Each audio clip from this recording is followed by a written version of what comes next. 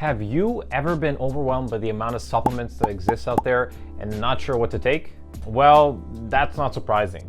In today's world, there's no shortage of advertisements and commercials that make it seem like you can take their product and fast track your results. There's the pre-workout powder that will improve your strength tenfold, or the whey protein that'll turn you from this into this.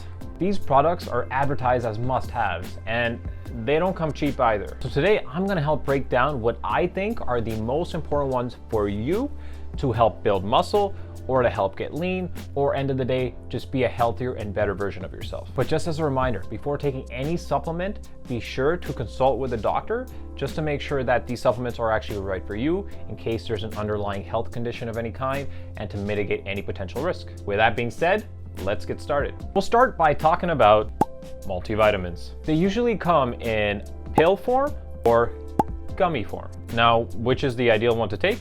An article done by UCLA Health shows how gummies usually contain added sugar and can also lose their potency over time compared to the pill forms. Gummies will definitely work better for kids, for example, because again, the sweeter the thing is for a kid, the more likely they are to take it regularly or consistently. It's like the same as a parent having to force their kids to eat their veggies. They don't normally want to because it doesn't taste good, right?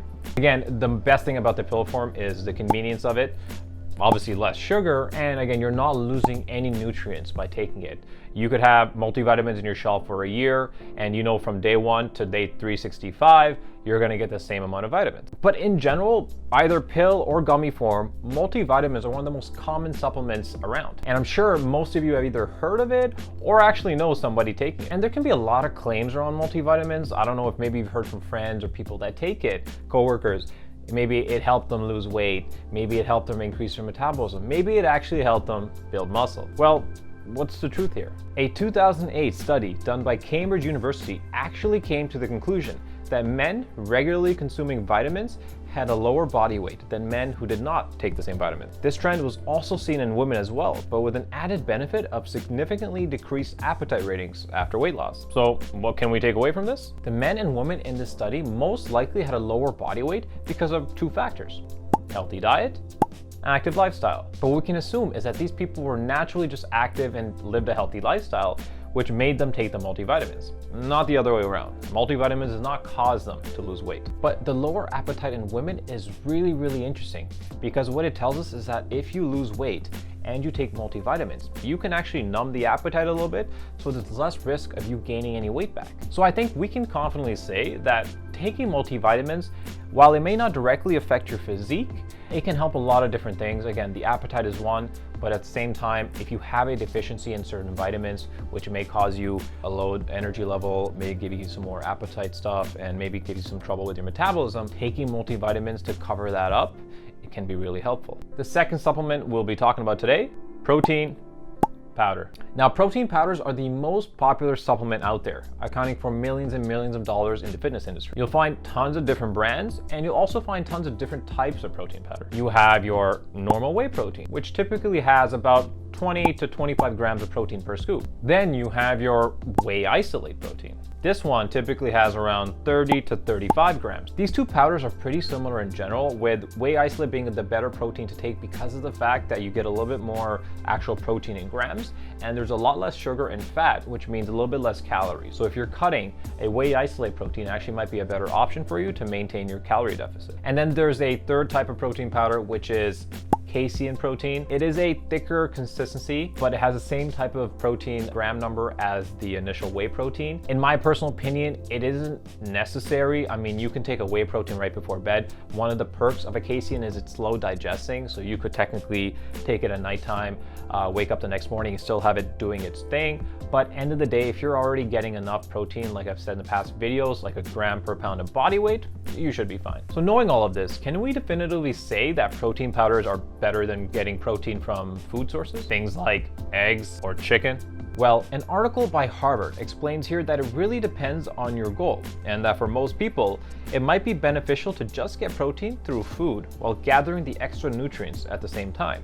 But since you clicked on this video, I'm sure you don't want to be like most people. I view whey protein as a tool that most people serious about their goals can use to hit their daily protein goals. Sometimes it isn't possible to get a high enough protein amount through food because of things like cost, timing and having the appetite to even get it down. For example, if I, as a 200-pound individual, worked at a factory for 12 hours a day, and I needed to get in 200 grams of protein every single day, it might be tough for me to do that if I don't have the time around that shift, and maybe I don't have the appetite to kind of finish off those calories. Now with a Whey isolate, for example, I could get in 30 grams before work, I could take it in a Ziploc bag, take it to work, take it during my work day, and that puts me at 60 grams already. Now this leaves me with about 140 grams remaining for the day. Now that's easier to stomach overall, and for the most part, getting in 140 grams through stuff like chicken, eggs, cottage cheese, Greek yogurt is much easier for me and easier to plan around than having to tough down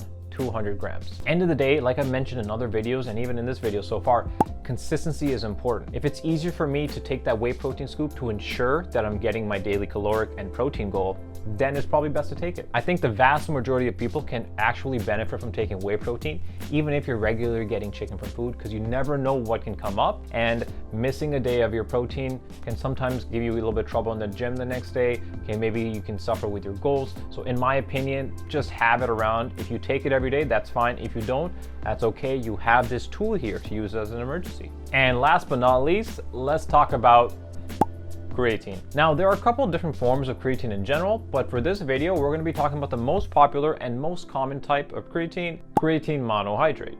A normal dose of creatine is usually about 1 scoop, and that's about 5 grams overall, and you can take it as long as you want, given that you're drinking enough water. You'll typically be feeling more thirsty when drinking creatine, as the creatine molecule will want to absorb some of the water you intake. But in the long run, when it does get into your muscles overall, you will build more endurance, you will build more strength, and at the end of the day, you'll build more muscle mass as well. Now, from my experience as a trainer, most people, when I bring up creatine to them, they will either think it's something illegal, they'll either think it's a steroid, or maybe they'll think it's one of the most unhealthiest things that you can take. But it's not. You can literally buy creatine on Amazon. And what's crazy is you can even get creatine in your normal diet, for example, in foods like red meat and fish.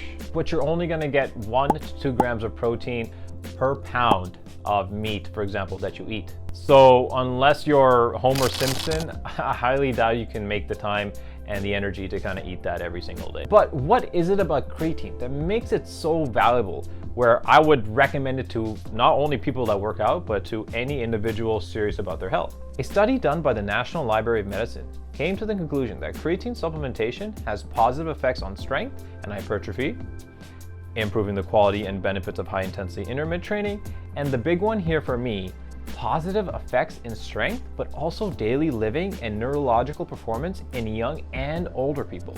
This can be huge for any individual at any age to not only work on the physique and maximize it, but to also maximize the function of your brain.